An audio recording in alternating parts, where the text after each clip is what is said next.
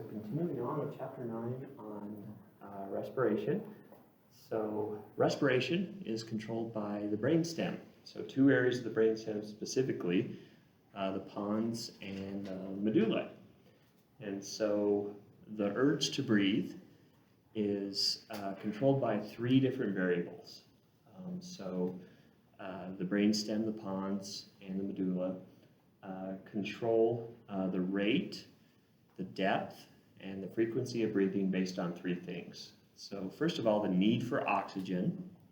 Okay, that's the first one. The second one, which is actually the most important and the most influential factor, is the amount of carbon dioxide in the blood. And the third factor is the blood pH. So those three things interact to control the rhythm, the frequency, and the depth of breathing.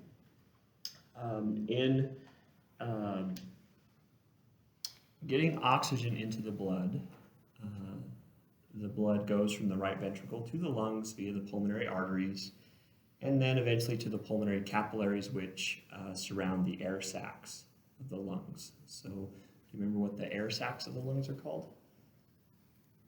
Yes, the alveoli is right. So that's where the pulmonary capillaries are. So we exchange oxygen for carbon dioxide.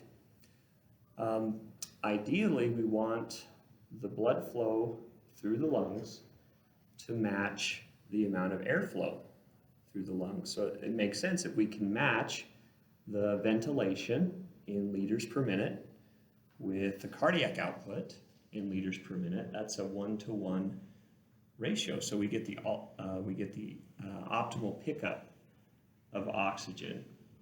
So we find that in reality that's not the case. So the rate of airflow and the rate of blood flow through the lungs are slightly different. And they're different based on different regions of the lung. So as we take a look at the lungs, we have what we call a ventilation perfusion ratio. So ventilation is airflow, perfusion is blood flow. So we want those two to match up. But in reality, they come pretty close in certain parts, but it's not quite a 1-to-1 ratio. So we can see the apex. So that means the top of the lungs. We have a ventilation, so that's the airflow, the rate of airflow of 0.24 liters per minute, with a blood flow of 0.07 liters per minute. So you can see the ventilation perfusion ratio is 3.4 because you're getting a lot more airflow versus blood flow at the top of the lungs. If we go to the base, okay, or bottom of the lungs, it's a little bit different. So the airflow is 0.82 liters per minute. The blood flow through the lungs, remember the pulmonary capillaries that are surrounding the alveoli, is 1.29 liters per minute. So taking the ventilation divided by the blood flow gives us that ventilation perfusion ratio. So that comes out to be 0.63. So closer to a perfect 1-to-1 ratio. So why is it, do you think, that we get more blood flow at the base of the lungs? It's a simple answer. It's a little simpler than that. So remember in biomechanics, if you don't know an answer, what's the answer? You remember? Gravity. So gravity is the answer. So gravity affects the blood in our bodies. So we get greater blood flow through the bottom of the lungs. Okay, so this brings up Boyle's law. Boyle's law basically says that the pressure of a gas is inversely related to the volume that contains it. So as pressure goes up, volume goes down. As volume goes up, pressure goes down. So that's the way we get air into the lungs, is because of the action of the diaphragm.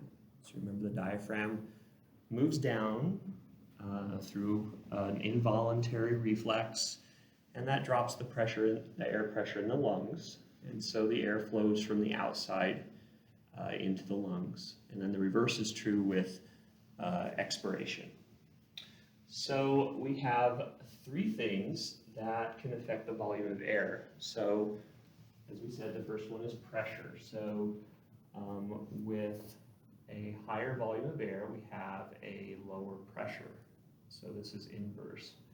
High volume, lower pressure.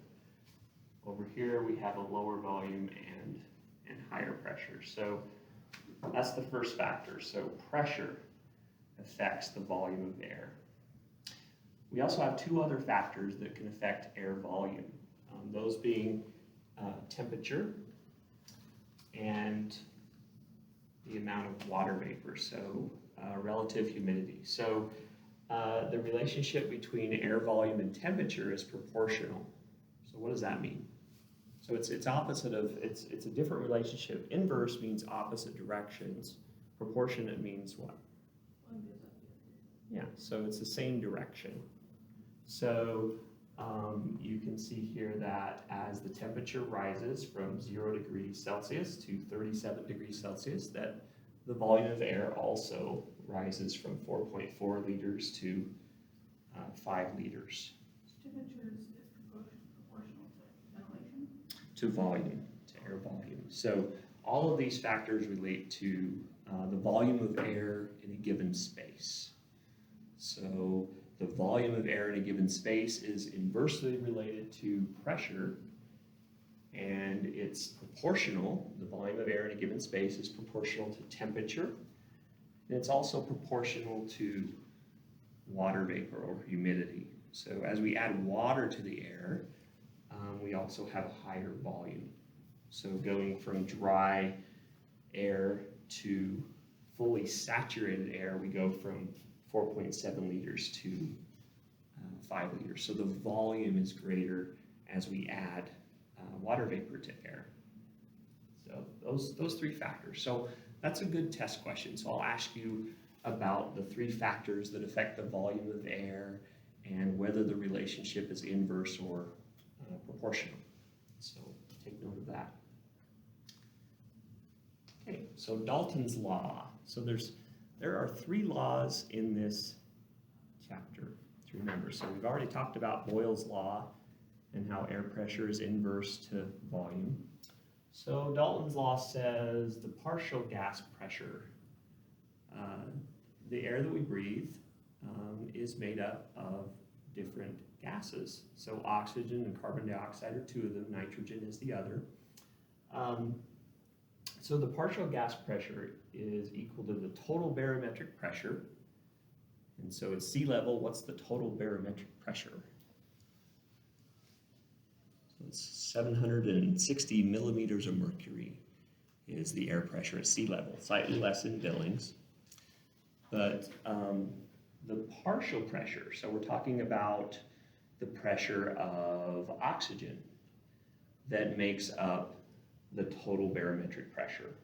So if we multiply the total barometric pressure by the decimal fraction of a gas in the air that we breathe, we come up with the partial pressure of that gas. So let's do a simple problem. So the percentage of oxygen in the air we breathe is 20.93%.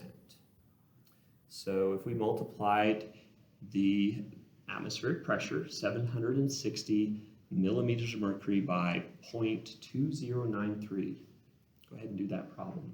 So 760 multiplied by 0.2093, and we come up with the partial pressure of oxygen.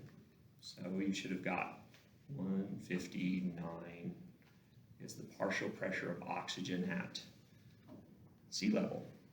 So does that make sense? You understand what Dalton's law is saying? What is partial gas pressure? So partial pressure would just represent pressure of any given gas, like oxygen, that makes up the total barometric pressure. So Carbon dioxide would have a partial pressure, nitrogen would have a partial pressure. What we're most concerned with is oxygen.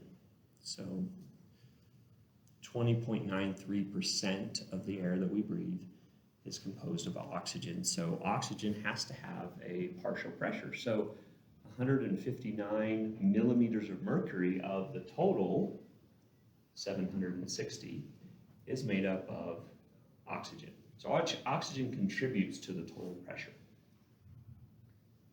So as we can see here,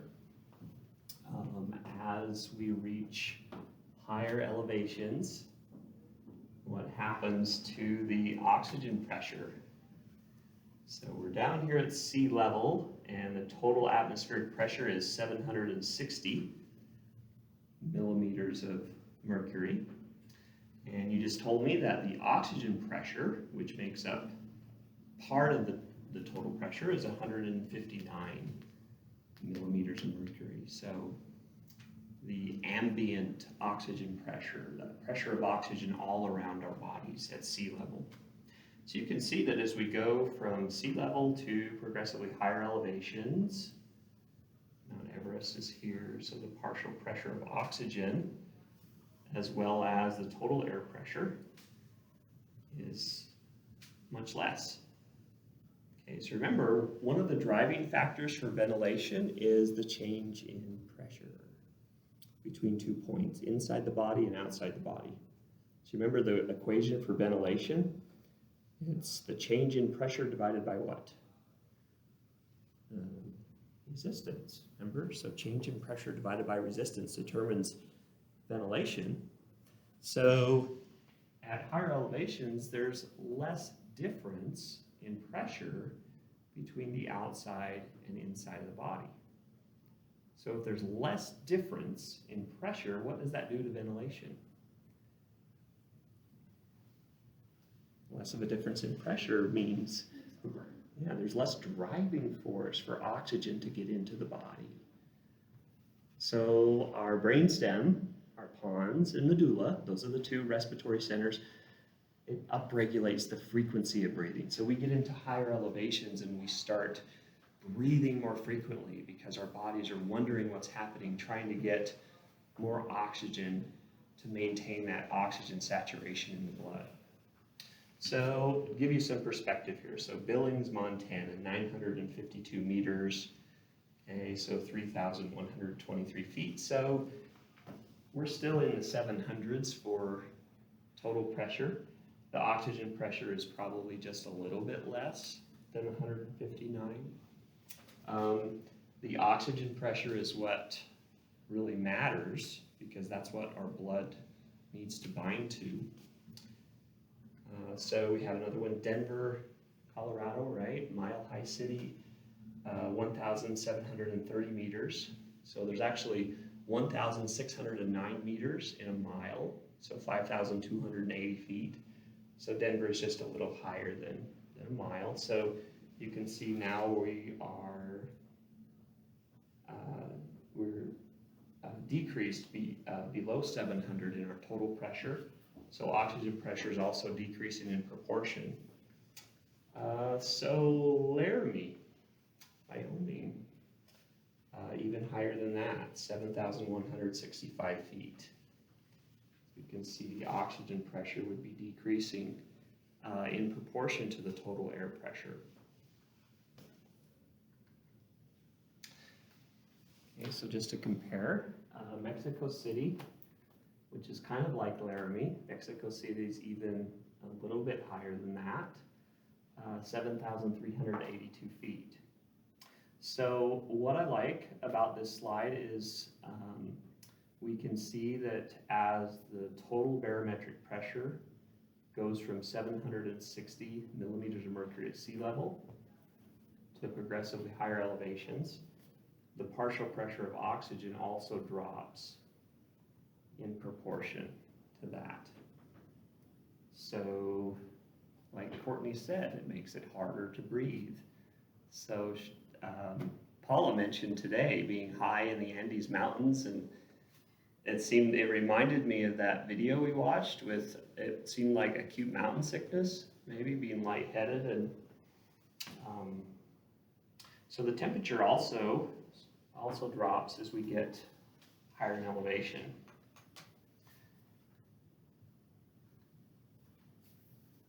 So the highest college football stadium in the United States, University of Wyoming, Jonah Field War Memorial Stadium,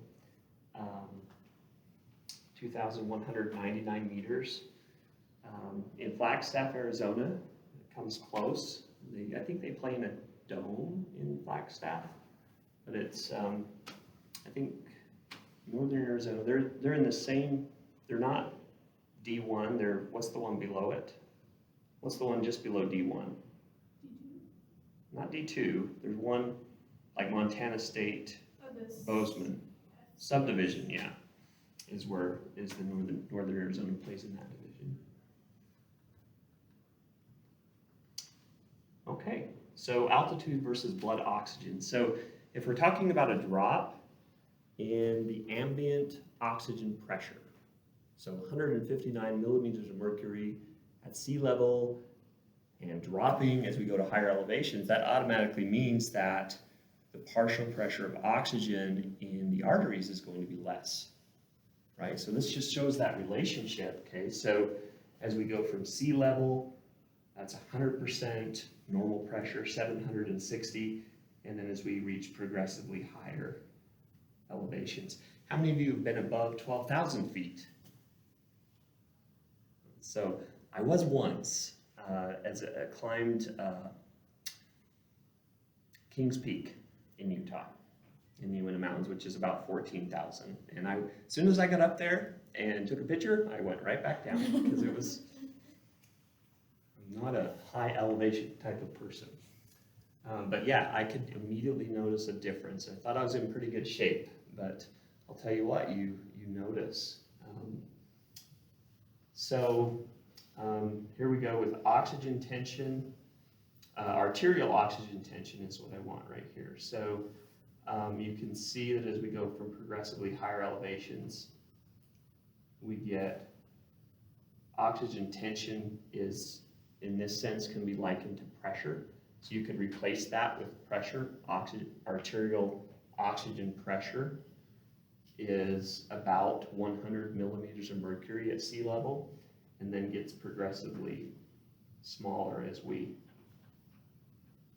ascend in elevation. So the blood saturation, so that's something that we've done in lab, 96%. I think for the most part, you were all around there in lab in a resting condition till we put those masks on, and then what happened?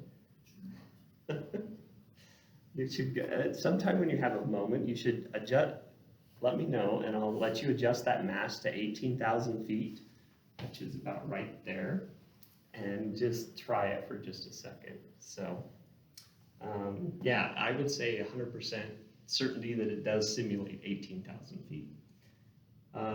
So you can see the percentage drop, and this is just under resting conditions. So you can imagine if you were at 18,000 feet and under resting conditions you have 80% blood saturation, what it's like trying to exercise.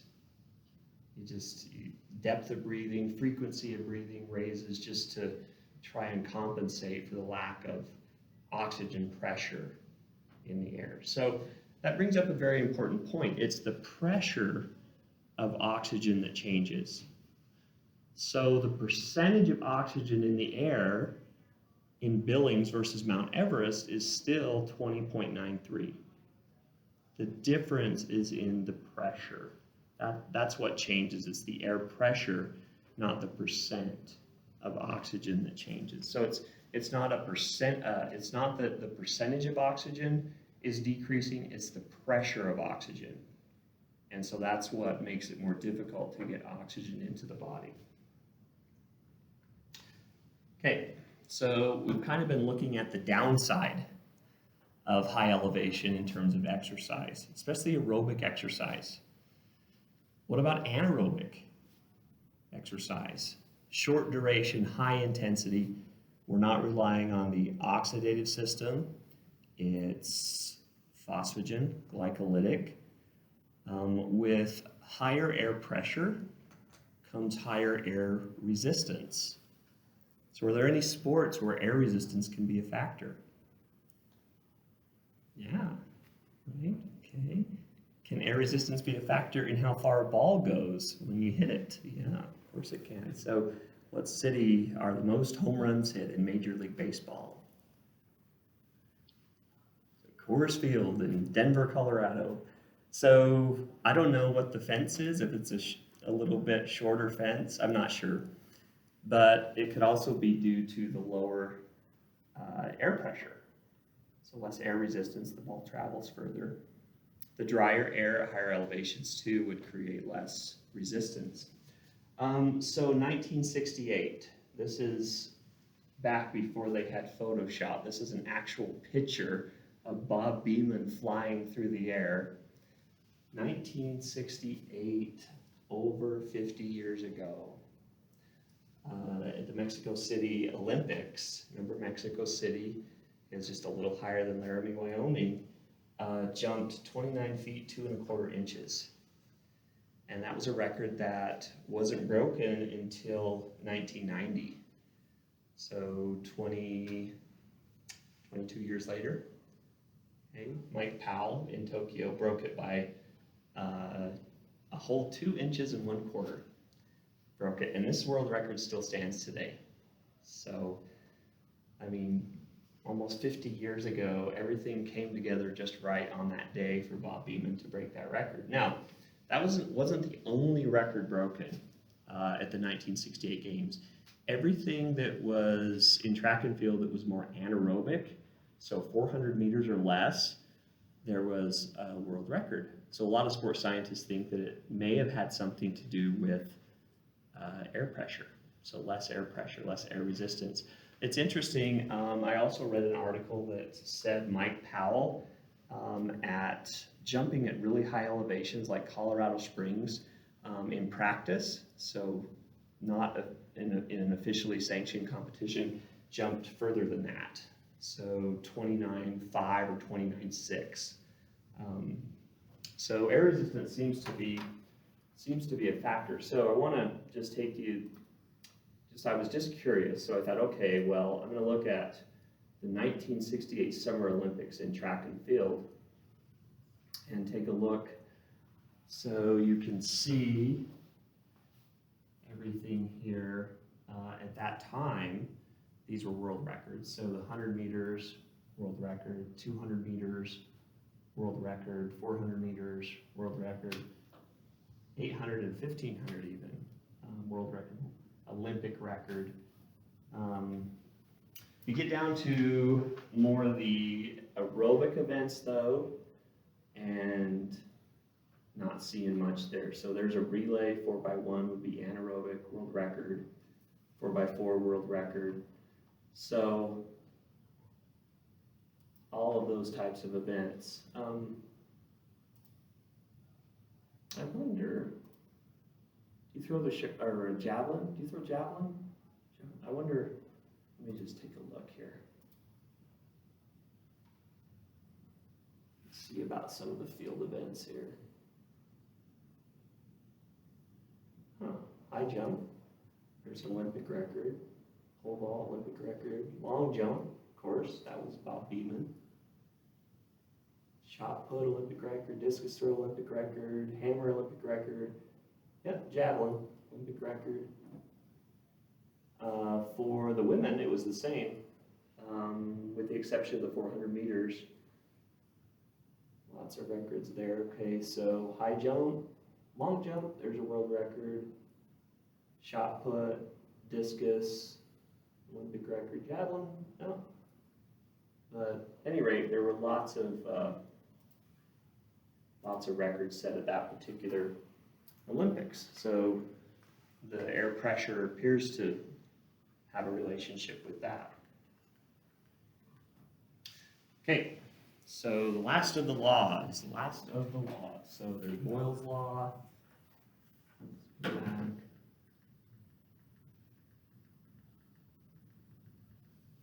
Dalton's law. Okay. And then we've got Henry's law right here. So the amount of oxygen dissolved in the blood is proportionate to its partial pressure. So the higher the partial pressure, the greater the amount of oxygen that's going to be carried in the blood. That's what Henry's law means from a exercise physiology standpoint when we're talking about oxygen. So the higher the partial pressure, the greater the saturation of oxygen in the blood.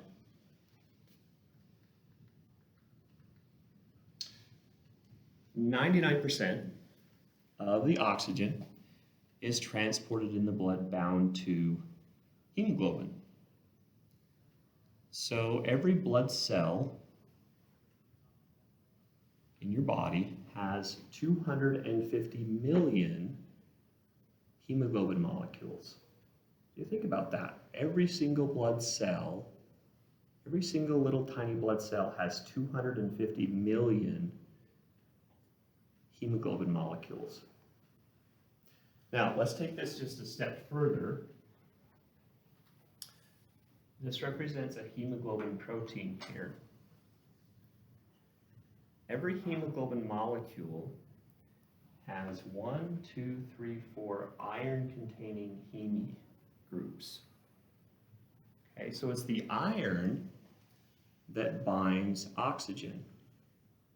So let's do just a little bit of math here. So if every blood cell has 250 million hemoglobin molecules, and each of those hemoglobins can carry 4 oxygen molecules, how many oxygen molecules can one blood cell carry? So I'm asking you 250 million times 4, and what do you get? What's after a million? A billion. So every single blood cell can carry 1 billion oxygen molecules. So we have a tremendous ability to carry oxygen. But we are limited by the amount of pressure. So the ambient pressure, the word ambient means in the environment surrounding us. Because that's what the pressure difference is, what brings that oxygen into the body to bind with blood cells. Okay, so this is how this slide works.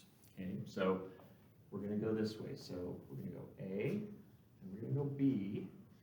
So we're going to go from here to here, and over to here, and then up to here. So we're going A, B, C, and D. So what this slide is describing is the exchange of gases in the lungs and the tissue. So we exchange oxygen and carbon dioxide in the lungs, okay, in the alveoli, in the pulmonary capillaries, and in the capillaries that innervate tissue, like muscle tissue. Okay, so muscles need oxygen. So this would be external respiration of the lungs. So here we have the alveoli, here we have the pulmonary capillaries where this exchange is taking place. So do you remember Henry's law, where gas is exchanged until we have equilibrium in pressure in both locations? Okay, so the alveoli is one location, and the blood is the other location. Okay, so oxygen is going to move from the area where it's high in pressure to the area where it's lower in pressure. So when the blood first enters the alveoli, it has a very low oxygen pressure. Okay, so the blood has just returned to the right side of the heart from the systemic circulation, and now it's going to go from the right ventricle via the pulmonary arteries to the lungs, where it's going to become reoxygenated. So when the blood first enters the pulmonary capillaries, it's going to be very low in oxygen. So the oxygen pressure inside the alveoli is relatively high. So we have 104 millimeters of mercury in the alveoli. And when the blood first enters the pulmonary capillaries, it's around 40 right here. So we can see 40. Just before we get into the pulmonary capillaries where we have this exchange taking place, the oxygen pressure is around 40. So you can see the direction as the blood progressively flows through these pulmonary capillaries, the oxygen is going to go down a pressure gradient. Does that make sense? So we're going from the alveoli where we have high oxygen pressure into the pulmonary capillaries to bind with blood cells where we have relatively lower oxygen pressure until, remember Henry's law, pressure is going to be equal on both sides or in both locations until when the blood is leaving via the pulmonary veins, going back to the left atrium, it's going to have the same pressure, 104, as when it first entered the pulmonary capillaries over here with the alveoli. So that's Henry's law, the same pressure on in each location. Okay, so let me stop there. Does that make sense? Okay, all right, so that's in the lungs. Now let's go to the tissues. So the blood is going via the pulmonary veins back to the left side of the heart, okay, left atrium, left ventricle, into the aorta, where we go through the systemic circuit, the circulatory tract. Okay, so in the tissues, what we have, the blood, the arterial blood has a slightly lower pressure. So you notice 104 as it's leaving the pulmonary capillaries, entering the pulmonary veins, and 95 in the arterioles. You remember we talked about an interesting factor that has to do with mixing of blood. So the blood supply from the lungs, so the deoxygenated blood from the bronchial circulation, remember the lungs have their own blood supply, mixes with this blood, and so that slightly lowers the oxygen pressure. Would it be helpful to go back to that slide, or does everybody remember that discussion? Okay, so we can go ahead. Okay, so because of that, we have a slightly lower oxygen pressure in the arterial circuit. So what happens is the tissue pressure of oxygen is going to be relatively low, so the blood is going to flow from the tissue capillaries into the tissue until these pressures are equal. Okay? So until these pressures are equal, the blood is going to be deoxygenated as it leaves the tissue. So the oxygen is going to go from the capillaries in the tissues, where the pressure is relatively high, until we reach an equivalent pressure inside the muscle cells. And then because of this oxygen pickup, pressure of the oxygen leaving the tissues is going to be relatively low. So are we clear? Making sense there? It's lower because it gave some of the pressure. It gave up. Tissue. Yeah, it gave up into the tissue there. So carbon dioxide, a little bit different. Okay, so carbon dioxide in the tissues, we produce carbon dioxide through metabolism, right? Okay, so through conversion of pyruvate to acetyl-CoA, and then acetyl-CoA goes around the Krebs cycle, and we produce carbon dioxide. So we're producing carbon dioxide that we have to get rid of.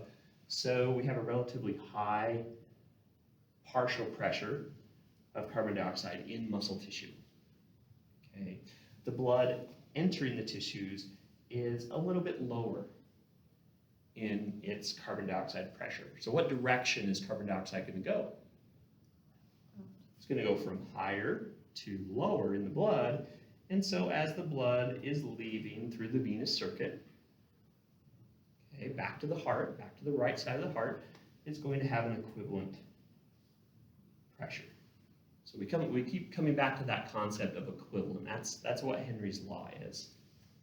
Okay, so then in the lungs, okay, as we enter the pulmonary capillaries, we have the same pressure, 45, 45, okay, and the carbon dioxide is going to flow into the alveoli where the pressure is a little bit lower, and so as the carbon dioxide leaves the capillaries to the pulmonary veins, it's going to be equivalent there.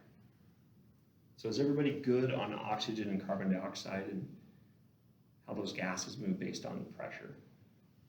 Okay, all right, so a few more slides. I know we're getting there. Okay, so then we got a class activity. So, okay, so oxygen hemoglobin dissociation curve. So let me show you what, or explain to you what this means. Okay, so resting arterial blood, what was the partial pressure of oxygen? Let me go back. Let's give it to you. Okay, 95, right? Okay, so we can say, okay, the partial pressure of oxygen in the arterial blood is not 100. This dotted line represents what? A little less than 100, which is 95, right? Okay, so that's the first thing. That's the first thing interpreting this. So resting arterial blood before we have exchange at the tissues, we have a partial pressure of 95 millimeters of mercury right here. Okay, now as we go into the tissues and we have this exchange of gases, okay, the oxygen that leaves the tissues headed back to the heart, the blood has a partial pressure of oxygen of, what's that number right there? 40, okay, right here. So that's what we have right here. Okay, so we go from 95 entering the tissues to 40 leaving the tissues. So that's what's being described right here, the pressure difference between the arteries and the veins, venous blood, that's veins. We're losing oxygen pressure. Why? Where's the oxygen going? Into the muscle cells. That's where we need it. So it's going to be picked up by the myoglobin, taken to the mitochondria. So that's why oxygen pressure decreases from the arterial to the venous side. The tissues are in the middle, taking up that oxygen. High pressure to low pressure. Okay, so this is the oxygen saturation of hemoglobin. So in the arterial side, we have almost 100% saturation. Do you remember the exact number that we had from a couple slides ago? It was 96. 96% was the figure. Okay, so we're in the arterial side, we are almost saturated. Hemoglobin saturation is about 96%.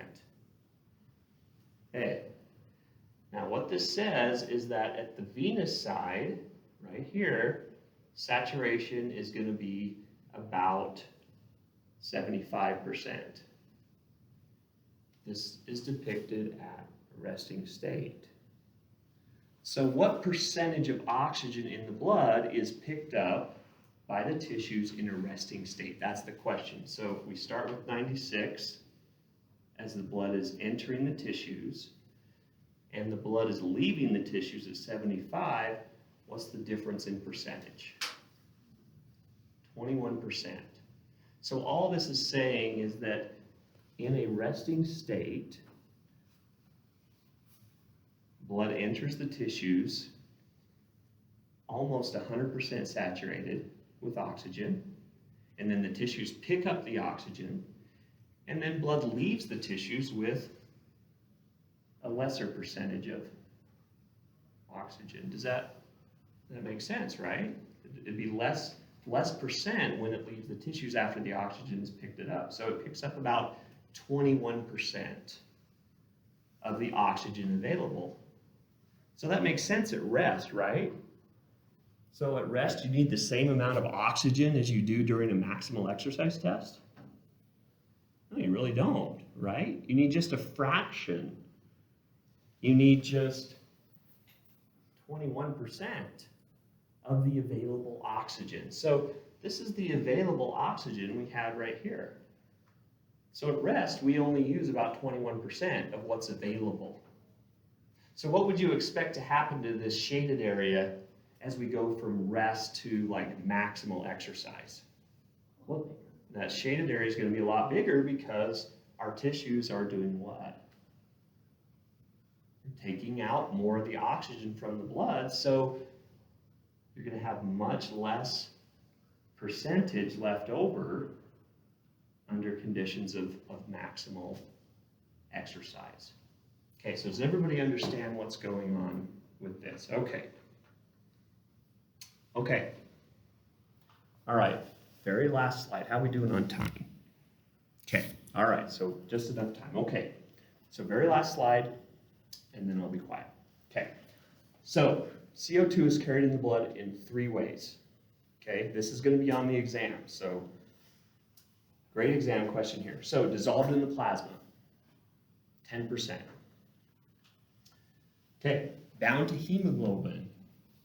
Okay, so isn't that interesting that hemoglobin can carry oxygen and carbon dioxide at the same time? So how is that possible? What portion of hemoglobin does oxygen bind to? The iron part. Carbon dioxide binds to the globin part, the protein part. So carbon dioxide and oxygen bind to different parts of hemoglobin, which makes it possible.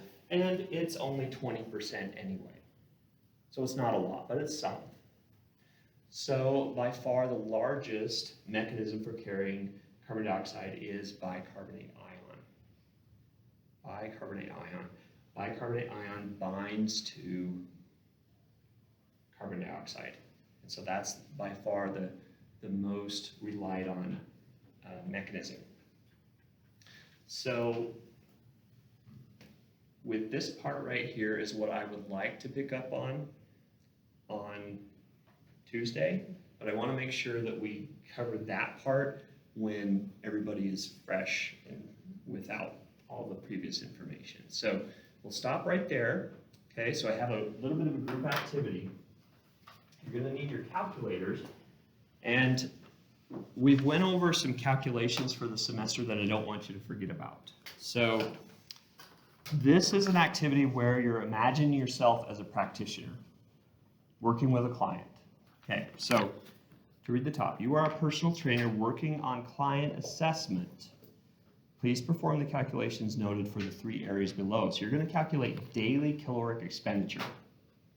So is that useful information? So say you have a client that, well, most clients will come to you and what they'll say is, I want to lose fat and build muscle. How many have heard that? Okay, yeah. Okay. So is how many calories you put in your body important? Yeah. So we're going to use one of the most popular formulas to learn how to calculate daily caloric expenditure. Because in order to lose weight, you have to be above or below your daily caloric expenditure. Yeah. Okay. So this gives you a baseline of how many calories you need to maintain weight. So if you want to gradually lose weight, hopefully just body fat, okay, because you want to retain muscle, you want to be below this just a little bit on a daily basis. So that's one, and then we're going to review the treadmill equations for calorie expenditure, and then you're going to do a calculation on the Wingate. So these out should take you about the rest of the class today to get through.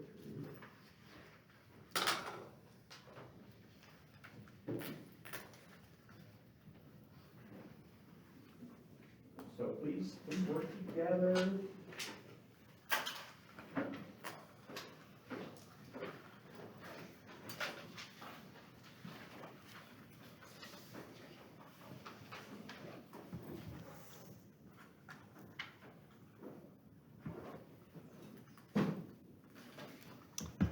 I do have an extra textbook because you're going to need page 67. Any takers? Always fast with that hand raise there, Ashley.